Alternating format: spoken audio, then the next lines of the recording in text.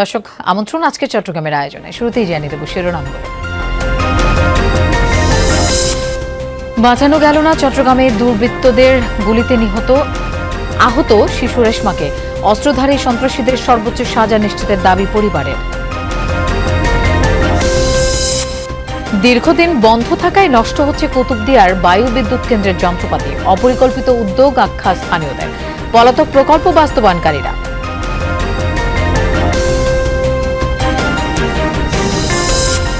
শ্রদ্ধা ভালোবাসায় সাবেক মন্ত্রী ইঞ্জিনিয়ার মোশাররফ হোসেনকে শেষ বিদায়। জানাজা শেষে কার্যক্রম নিষিদ্ধ আওয়ামী লীগ নেতাকর্মীদের মিছিল।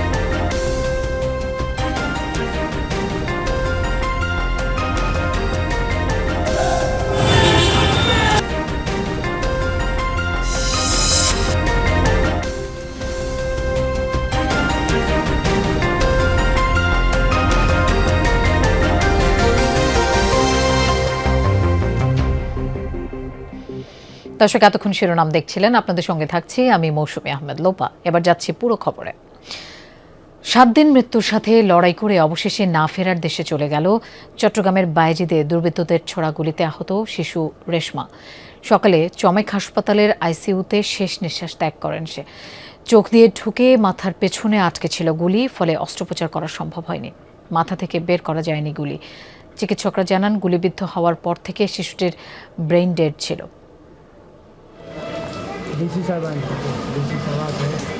চট্টগ্রাম মেডিকেল কলেজ হাসপাতালে আইসিইউতে লাইফ সাপোর্টে ছিল 11 বছর বয়সী রেশমি আক্তার। 7 দিন ধরে মৃত্যুর সাথে লড়াইয়ের পর বৃহস্পতিবার সকালে শেষ নিঃশ্বাস ত্যাগ করে।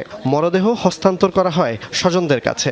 নিরীহ শিশুটির এমন করুণ পরিণতির জন্য দায়ীদের শাস্তি দাবি করেন তারা। বিচার তো অবশ্যই চাইবো। এটা আমি যেহেতু ক্ষতিগ্রস্ত হয়েছি, আমার মতো অন্য কোনো ভাই যেন তার বোন না হারায়। এই গুলিটা হওয়ার পর থেকে অনেক বাচ্চারা স্কুলে যাচ্ছে না ভয়ে, মানুষ বাসার থেকে বের হচ্ছে না। আমরাও নিজেও আতঙ্কে আছি। যারা পুলিশের হেফাজতে আছে তাদের দৃষ্টান্তমূলক যেন শাস্তি হোক, সেটাই চাই। চিকিৎসকরা জানান রেশমির বাঁ চোখ দিয়ে মাথার ভেতরে ঢুকে গুলিটি মাথার পেছনের অংশে আটকে ছিল। সরাতে গেলে মস্তিষ্কে রক্তক্ষরণের আশঙ্কা ছিল, তাই মেডিকেল বোর্ড অস্ত্রোপচার না করার সিদ্ধান্ত নেয়। আমরা ভাবি নাই মেডিকেলে আনার সময় বা ভর্তি করানোর সময় যে একে আর পাবো না। রেশমির চোখে গুলিটা ঢুকে গুলিটা ভিতরেই থেকে গেছে। ডাক্তার বলেছে যে ওর মগজটা পুরোটাই ডেস্ট্রয় হয়ে গিয়েছিল, নাক মুখ থেকে পড়ে যাচ্ছিল, গুলে এগুলো পরিষ্কার করতে হচ্ছিল। হতভাগ্য রেশমির পরিবার থাকে বায়েজিদের রৌফবাদের বাঁশবাড়িয়া বিহারি কলোনিতে। গত 7 মে সেখানে সশস্ত্র দুর্বৃত্তদের এলোপাতারি গুলিতে হাসান রাজু নামে রাউজানের এক যুবক নিহত হয়। এ সময় গুলিবিদ্ধ হয় একপাশে দাঁড়িয়ে থাকা শিশু রেশমি। জুবায়েত ইবনে শাহাদাত, যমুনা নিউজ, চট্টগ্রাম। মূল ভূখণ্ড থেকে বিচ্ছিন্ন দ্বীপ উপজেলা কুতুবদিয়ার 2টি বায়ু বিদ্যুৎ কেন্দ্র এবং সৌর বিদ্যুৎ প্রকল্প যেন অপচয়ের উজ্জ্বল দৃষ্টান্ত। চালুর 4 মাস পর থেকে সব বিকল, অযত্নে নষ্ট হচ্ছে যন্ত্রপাতি। প্রকল্পে ব্যয় করা প্রায় 39 কোটি টাকা কার্যত পানিতে গেছে, মিলছে না বিদ্যুৎ সুবিধা। পালিয়েছে প্রকল্প বাস্তবায়নকারীরাও। কুতুবদিয়ায় আলী আকবর ডেইলি ইউনিয়নের পশ্চিম সৈকতে 2007 সালে প্রায় 15 কোটি ও 2018 সালে 23 কোটি 77 লাখ টাকা ব্যয়ে নির্মিত হয় 2000 কিলোওয়াট উৎপাদন ক্ষমতার 2টি বায়ু বিদ্যুৎ কেন্দ্র। কিন্তু চালুর মাস কয়েক না যেতেই বিকল হয়ে পড়ে দুটি। দীর্ঘদিন বন্ধ থাকায় দেখভালের অভাবে মূল্যবান যন্ত্রপাতি 70টি বায়ুকল মরিচা ধরে নষ্ট হচ্ছে। যারা এটা দেখভাল করতো তারা এখন বর্তমানে নাই। আসি দেখি এখানে মনে করেন এগুলো মানে কেমন জানি বেহাল অবস্থা। ভিতরে তার ছিল, এগুলো সব ইলেকট্রনিক জিনিস, এগুলো সব চুরি হয়ে গেছে। বাতাস আসলে এগুলো এলোপাতারি পড়ে যেত, চালের উপর চাল ভেঙে গেছে। পয়সা কোন দিয়ে আর একটা হাজ করে দেখতো, দেশের বালা হতো, মানুষের জনগণের বালা হতো। একই অবস্থা দুরংবাজারের পশ্চিমে স্থাপিত সৌর প্রকল্পটিরও। স্থানীয় বাজারে শুরু থেকে বিদ্যুৎ সরবরাহ করলেও 2023 সালে জাতীয় গ্রিড লাইনের বিদ্যুৎ সংযোগের পর গ্রাহকের টাকা নিয়ে উধাও হয়ে যায় প্রকল্প সংশ্লিষ্টরা।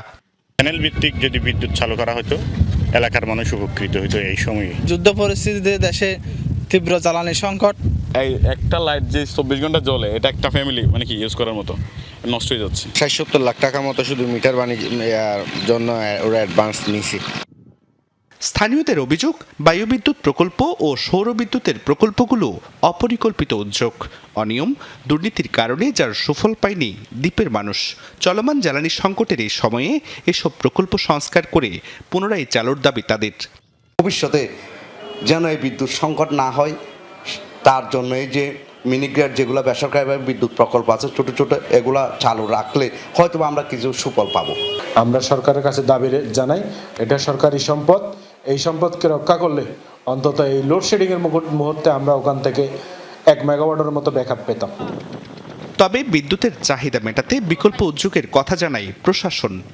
সরকারিভাবে যে নির্দেশনা প্রদান করা হয়েছে এটাকে যথাযথভাবে বাস্তবায়ন করতে পারলে আমাদের বিদ্যুতের যে চাহিদাটা, এটা সৌর বিদ্যুৎকে ব্যবহার করে অনেকটাই আমরা মিট আপ করতে পারবো। কুতুবদিয়ায় বায়ুবিদ্যুৎ কেন্দ্র স্থাপন করে ফ্যান এশিয়া পাওয়ার সার্ভিসেস। সৌরবিদ্যুৎ প্রকল্পটি বাস্তবায়ন করে গ্রিন হাউজিং অ্যান্ড এনার্জি। উৎপাদন বন্ধ হবার পর দেখা নেই কারো। জুবাইর রিফাত, যমুনা নিউজ। শ্রদ্ধা ভালোবাসায় শেষ বিদায় নিলেন সাবেক মন্ত্রী, বীর মুক্তিযোদ্ধা ইঞ্জিনিয়ার মোশাররফ হোসেন। চট্টগ্রামে 2 দফা জানাজা শেষে তাকে পারিবারিক কবরস্থানে দাফন করা হয়। জানাজায় সর্বস্তরের মানুষ অংশ নেন। জানাজা শেষে কার্যক্রম নিষিদ্ধ আওয়ামী লীগ নেতাকর্মীরা মিছিল বের করলে উত্তেজনা সৃষ্টি হয়। সকাল 11টায় চট্টগ্রাম নগরীর জমিয়তুল ফালাহ মসজিদ মাঠে সাবেক মন্ত্রী, বীর মুক্তিযোদ্ধা ইঞ্জিনিয়ার মোশাররফ হোসেনের জানাজায় অংশ নেন সর্বস্তরের মানুষ। কানায় কানায় পূর্ণ হয়ে যায় পুরো মাঠ। জানাজা ঘিরে বাড়ানো হয় নিরাপত্তা ব্যবস্থা। আইসিইউতে রেখে ওনাকে চেষ্টা করেছি যাতে উনি ফিরে আসে ভালো করার জন্য, কিন্তু আমরা আনফর্চুনেটলি ভালো করতে পারিনি। দেশের জন্য, দশের জন্য অনেক কাজ করে গেছেন, তো এগুলো ভুলার মতো না, এগুলো অবশ্যই হয়ে থাকবে। তো আমি আশা করব সবার কাছে যেন আমার বাবার রুহের মাগফিরাত কামনা করে যেন সবাই। 71-এর মুক্তিযুদ্ধে 1 নম্বর সেক্টরের sub sector commander engineer Mosharraf একাধিকবার আওয়ামী লীগের সংসদ সদস্য এবং মন্ত্রী ছিলেন। বিএনপি সহ বিভিন্ন রাজনৈতিক দলের নেতাকর্মী, মুক্তিযোদ্ধা সহ সব শ্রেণী পেশার মানুষ তার জানাজায় অংশ নিয়ে স্মৃতিচারণ করেন। বিকেলে মিরেশ্বরায়ে জানাজা শেষে দাফন করা হয় তাকে। উনি চট্টগ্রামের জন্য যথেষ্ট অবদান রেখেছেন, আমরা কৃতজ্ঞতার চিত্তে সেটা স্মরণ করছি। আজকের ওনার মৃত্যুতে আমি চট্টগ্রামবাসীর পক্ষ থেকে শোক প্রকাশ করছি। পাশাপাশি আমাদের মাননীয় প্রধানমন্ত্রী রাষ্ট্রনায়ক তারেক রহমানের পক্ষ থেকেও আমি গভীর শোক প্রকাশ করছি। 2024 সালের 5 আগস্ট আওয়ামী লীগ সরকার পতনের পর ওই বছরের 27 অক্টোবর ঢাকায় গ্রেফতার হন মোশাররফ হোসেন। 2025 সালের 5 আগস্ট রাতে গুরুতর অসুস্থ হলে হাসপাতালে ভর্তি করা হয়। 14 আগস্ট জামিনে মুক্তি পান তিনি। জমিয়তুল ফালাহ মসজিদ মাঠে জানাজার পর কার্যক্রম নিষিদ্ধ আওয়ামী লীগ ও অঙ্গ সংগঠনের নেতাকর্মীরা ঝটিকা মিছিল ও শোডাউন করলে উত্তেজনা সৃষ্টি হয়। জুবাইর ইবনে শাহাদাত, যমুনা নিউজ, চট্টগ্রাম। হাম উপসর্গ নিয়ে চট্টগ্রামের বিভিন্ন জেলায় প্রতিদিনই বাড়ছে আক্রান্ত রোগীর সংখ্যা। একসময় নিয়ন্ত্রণে থাকা এই রোগ আবারও ভয়ঙ্কর হয়ে ওঠায় উদ্বিগ্ন অভিভাবকরা। শিশুদের জীবন বাঁচাতে সচেতনতা বাড়ানোর পরামর্শ চিকিৎসকদের। এ বিষয়ে আরও খবর জানবো। চট্টগ্রাম থেকে আমাদের সাথে যোগ দিচ্ছেন সহকর্মী শহীদুল সুমন। সুমন, উপসর্গ নিয়ে হাসপাতালে নতুন কতজন রোগী আজ ভর্তি হয়েছেন? সার্বিক পরিস্থিতি একটু জানতে চাই, চিকিৎসকরা কি বলছেন?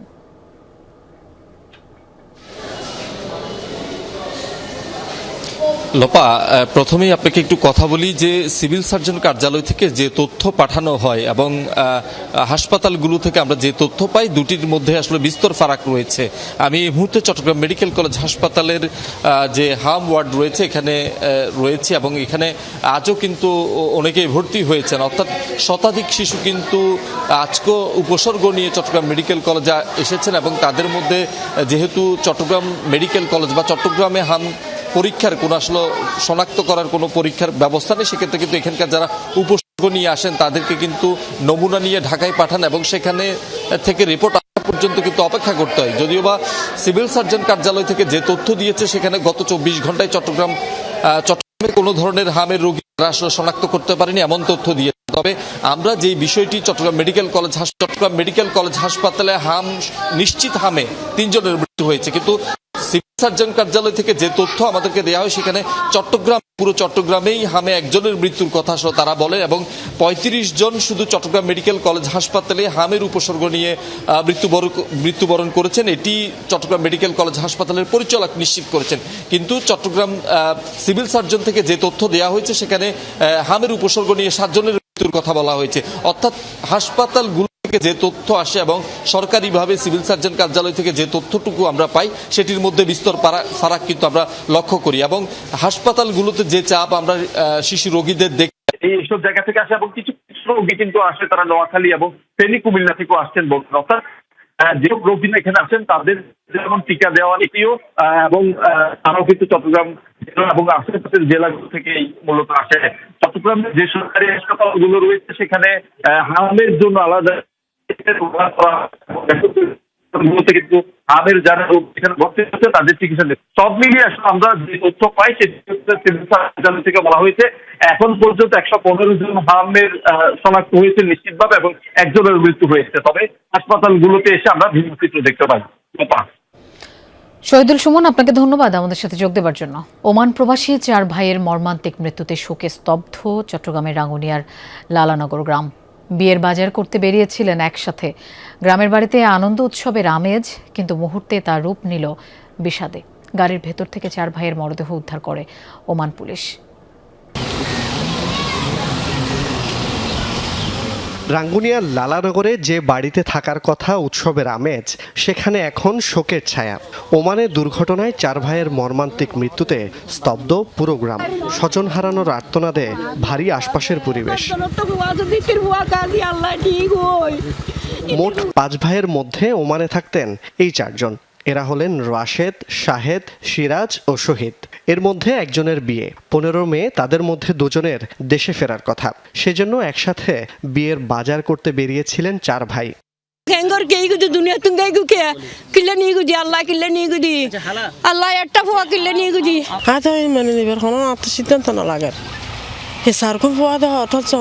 এটা তো একটা অকল্পনীয় বিষয়। হয়তো একজন এক পরিবারের 4 জন লোক একসাথে মারা যাওয়া কেউ সহ্য করতে পারবে? মৃত্যুর ঘটনা জানার পর থেকে শোকে পাথর স্বজনেরা। বৃদ্ধা মা অসুস্থ, তাই আদরের 4 সন্তানের মৃত্যুর খবর জানানো হয়নি এখনো। মায়েদের সার্গ হওয়া দরকার গেই মায় হইল সার্গ হওয়া মারা গেই উনিলে হারাত গুনিলে এই অসুস্থ তার হারণ ব্যক্তি নদের দেরি। তাদের পরিবার অবস্থা কালকে থেকে তো এমনি বলছে অসুস্থ, কান্নাকাটি করতেছে, এই করতেছে, বলা নাই প্রপারলি কাউকে বলে। ওনার মা বেহুশ হয়ে যাচ্ছে বারবার। কিছুক্ষণ আগে ডক্টর আসছিল ট্রিটমেন্ট করতে। ওনার মা তেমন পুরোটা নিউজ জানে না।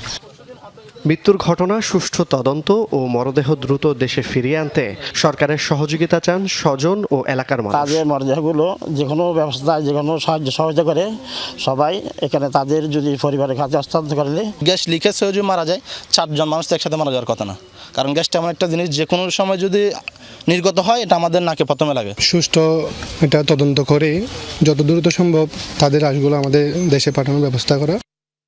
বুধবার সন্ধ্যায় ওমানের বারাকা থেকে মুলাদ্দাহ যাচ্ছিলেন 4 ভাই। কিছুক্ষণ পর এক আত্মীয়কে ভয়েস মেসেজ পাঠিয়ে অসুস্থতার কথা জানান এক ভাই। বলেন তারা গাড়ির ভেতর থেকে বের হতে পারছেন না। পরে খবর পেয়ে স্থানীয় পুলিশ ঘটনাস্থলে গিয়ে গাড়ির ভেতর থেকে 4 জনের মরদেহ উদ্ধার করে। বিষাক্ত গ্যাস লিক হয়ে মৃত্যু হয়েছে বলে প্রাথমিকভাবে ধারণা করা হলেও পূর্ণাঙ্গ ময়নাতদন্ত প্রতিবেদনের অপেক্ষায় আছে ওমান পুলিশ। ওনারা পার্কিংয়ে ছিল, গাড়িতে ছিল, বসা অবস্থায় ছিল, সিট বেল্ট লাগানো ছিল, গাড়ি থেকে বের হতে পারে নাই, ক্লিনিকে ঢুকতে পারে নাই। এই অবস্থায় তাদের মৃত্যু হলো। দূতাবাসও খুব আন্তরিকভাবে বিষয়টি নিয়ে কাজ করতেছেন। আমরা আশা করছি যে ময়নাতদন্ত সম্পন্ন হওয়ার পরে যাবতীয় প্রক্রিয়া সবগুলি শেষ করে মৃতদেহ দেশে পাঠানো হবে। জুবাইদ ইবনে শাহাদাত, যমুনা নিউজ, চট্টগ্রাম। চট্টগ্রামের পটিয়ায় শ্রীমাই খালের উপর 133 কোটি টাকা ব্যয়ে নির্মিত হচ্ছে hydraulic elevator dam. Haidgaon Rajghata সেতু এলাকায় পানি উন্নয়ন বোর্ডের এই প্রকল্পের কাজ উদ্বোধন করেন স্থানীয় সংসদ সদস্য এনামুল হক। এ সময় তিনি বলেন, এই ড্যাম স্থাপিত হলে প্রায় 2000 হেক্টর কৃষি জমি চাষাবাদের আওতায় আসবে। অতিবৃষ্টির সময় নিম্নাঞ্চলে জলাবদ্ধতা হবে না বলেও মন্তব্য করেন এই সংসদ সদস্য। এ সময় প্রশাসন ও পানি উন্নয়ন বোর্ডের কর্মকর্তারা উপস্থিত ছিলেন। তার বলে এই না যে আপনারা খারাপ কাজ করবেন। রাঙামাটিতে বিশেষ অভিযান পরিচালনা করে পরোয়ানাভুক্ত 2 জন পলাতক আসামি সহ 8 জনকে গ্রেফতার করেছে পুলিশ। ভোরে শহরের বিভিন্ন এলাকায় অভিযান পরিচালনা করে তাদের গ্রেফতার করা হয়। পুলিশ জানায়, গোপন সংবাদের ভিত্তিতে কোতোয়ালি থানার একটি দল পৌরসভা সহ শহরের বিভিন্ন এলাকায় অভিযান পরিচালনা করে। পরে চোলাই মদ, মাদকদ্রব্য সহ গ্রেফতার করা হয় 8 জনকে। এদের মধ্যে 2 জন জিআর পরোয়ানাভুক্ত পলাতক আসামি। পরবর্তীতে আদালতের মাধ্যমে তাদের কারাগারে পাঠানো হয়। ক্যান্সার সম্পর্কে জনসচেতনতা বৃদ্ধি এবং আধুনিক চিকিৎসা প্রযুক্তি শীর্ষক সেমিনার অনুষ্ঠিত হয়েছে চট্টগ্রামে। নগরীর চকবাজারে আয়োজিত সেমিনারে বক্তারা আধুনিক ক্যান্সার চিকিৎসা, উন্নত প্রযুক্তির ব্যবহার এবং চীনে চিকিৎসা গ্রহণের সুযোগ সুবিধা তুলে ধরেন। এ সময় ভুল চিকিৎসার শিকার না হয়ে সঠিক সিদ্ধান্ত গ্রহণের তাগিদ দেন তারা। নেক্সট ডিজিক্স মেডিকেল ট্যুরিজম এবং গুয়াংজু মডার্ন ক্যান্সার হাসপাতালে যৌথ উদ্যোগে আয়োজিত সেমিনার শেষে সনদ বিতরণ করা হয়। প্রচণ্ড গরমের মধ্যে এসএসসি পরীক্ষার্থী ও অভিভাবকদের কিছুটা স্বস্তি দিতে চট্টগ্রামে পরীক্ষা কেন্দ্রের সামনে সুপেয় পানি বিতরণ করেছে বিভিন্ন সংগঠন। এরই অংশ হিসেবে চট্টগ্রাম সরকারি উচ্চ বিদ্যালয় কেন্দ্রের সামনে অপেক্ষমান অভিভাবকদের হাতে বিশুদ্ধ পানি এবং জুস তুলে দেন যুবদল নেতাকর্মীরা। এসএসসি পরীক্ষা শুরুর পর থেকে এই মানবিক ও সেবামূলক কার্যক্রম অব্যাহত রয়েছে বলে জানান তারা। এ সময় মহানগর যুবদলের সাবেক সাংগঠনিক সম্পাদক এমদাদুল হক বাদশাহ সহ নেতাকর্মীরা উপস্থিত ছিলেন। দর্শক, এই ছিল আজকে চট্টগ্রামের আয়োজনের। এতক্ষণ সাথে থাকার জন্য ধন্যবাদ সবাইকে।